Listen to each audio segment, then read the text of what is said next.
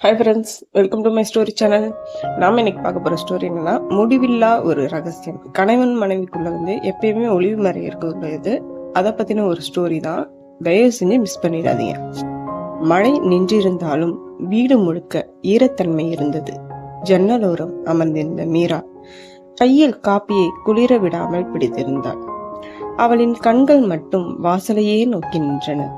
இன்று அரவிந்த் வழக்கத்துக்கு முன்னே வருவான் என்று அவள் எதிர்பார்த்தாள். காரணம், அவன் நேற்று சொன்ன ஒரு வாக்கியம். நாளைக்கு உன்கிட்ட முக்கியமா சொல்ல வேண்டிய விஷயம் இருக்கு. அந்த முக்கியம் என்னவாக இருக்கும்? கணவன் மனைவி வாழ்க்கையில் ரகசியம் என்றால் அது பெரும்பாலும் பயம்தானே. அரவிந்த் வந்தான். முகத்தில் சோர்வு இல்லை, ஆனால் கண்களில் ஒரு மறைவு இருந்தது. அவன் வழக்கம் போல சிரித்தான். அந்த சிரிப்பு மீராவுக்கு கொஞ்சம் அதிகமாக வலித்தது. சாப்பிட்டியா? இல்ல, நீ வரதுக்காக காத்திருந்தேன். இருவருக்கும் இடையில் இருந்த அமைதி சுவரோடு சுவர் மோதிய மாதிரி இருந்தது. சத்தம் இல்லை, ஆனா அழுத்தம் அதிகமாக இருந்தது. சாப்பாடு முடிந்ததும் அரவிந்த் மெதுவாக சொன்னான், மீரா, நாம் வாழ்க்கையில் சில விஷயங்கள் சொல்லாம இருக்கிறது நல்லதில்ல. அவள் உள்ளம் மிகவும் துடித்தது. அவனுக்கு தெரிய வந்துட்டதா? அவள் மனசுக்குள் ஒரு ரகசியம் இருந்தது. அவள் நினைத்ததில்லை, அதே நேரத்தில் அவனுக்கும் ஒரு ரகசியம் இருக்கும் என்று. நீ சொல்றதுக்கு முன்னாடி நான் ஒன்று சொல்லட்டுமா? மீராவின் குரல் நடுங்கியது. அரவிந்த் ஆச்சரியமாக பார்த்தான். சொல்லு. மீரா மெதுவா சொன்னான், நான் உன்கிட்ட இருந்து ஒரு உண்மையை மறைத்திருக்கேன். அவள் சொன்ன அந்த வார்த்தைகள் அரவிந்தின் உள்ளத்தையும் குலுக்கின. அப்படியா? அவன் நினைத்தது வேற. மீரா தொடர்ந்தான், நம்ம கல்யாணத்துக்கு முன்னாடி நான் ஒரு முடிவெடுத்தேன்.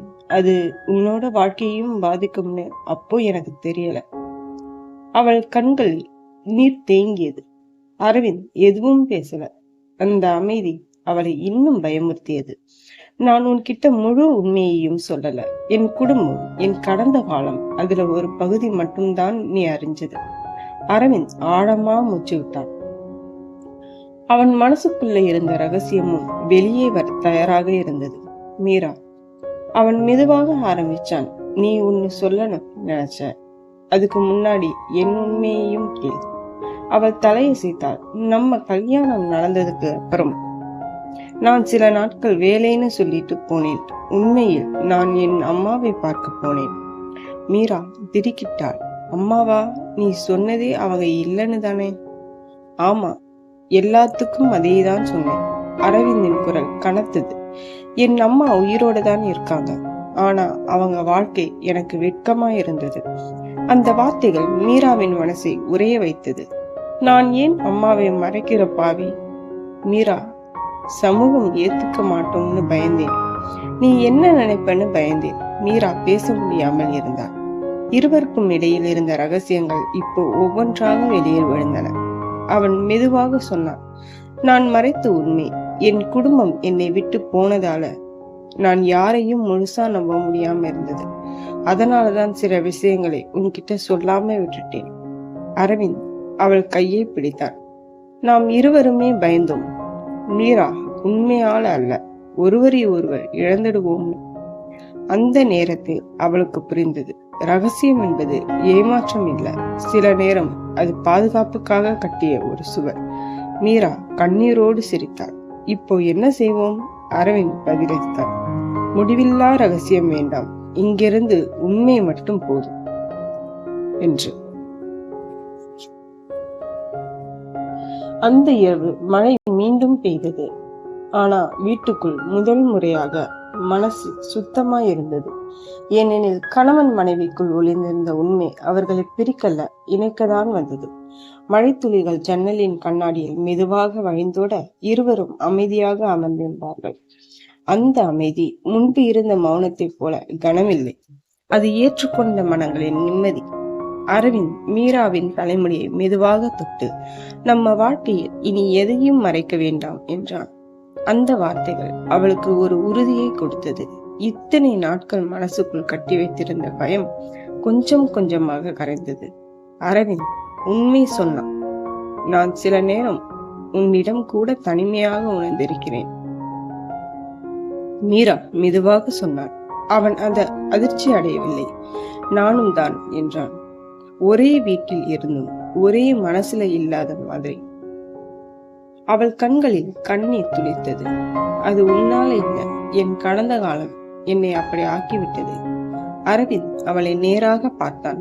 கடந்த காலம் நம்மை காயப்படுத்தி இருக்கலாம், ஆனா எதிர்காலம் நம்மை இருவரால் எழுத முடியும். அந்த வார்த்தைகள் மீராவின் உள்ளத்தில் ஆழமாக பதிந்தது.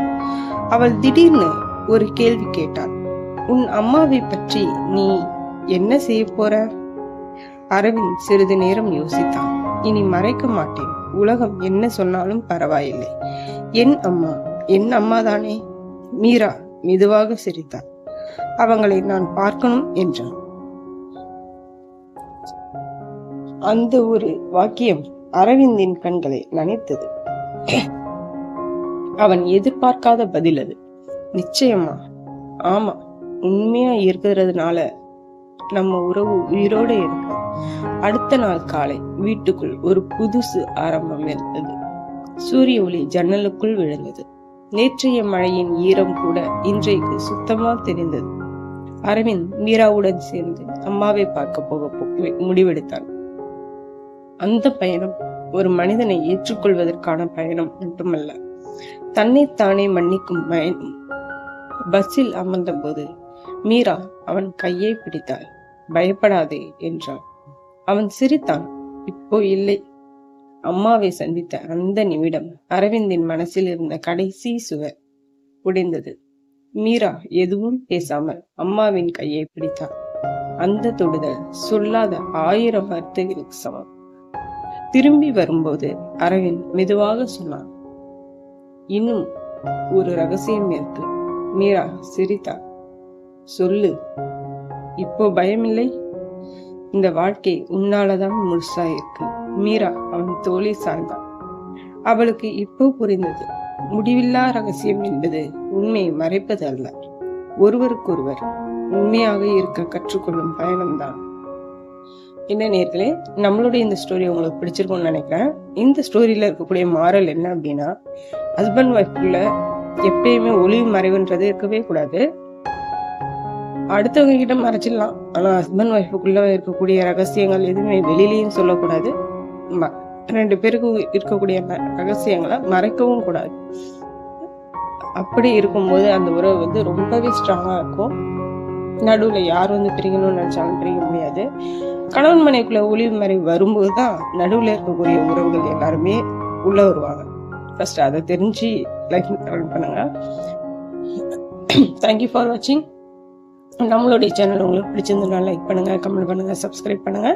மறக்காம நம்மளுடைய சேனல்ல நெக்ஸ்ட் எந்த வீடியோ போடலாம்னு கமெண்ட் பண்ணுங்க. தேங்க்யூ.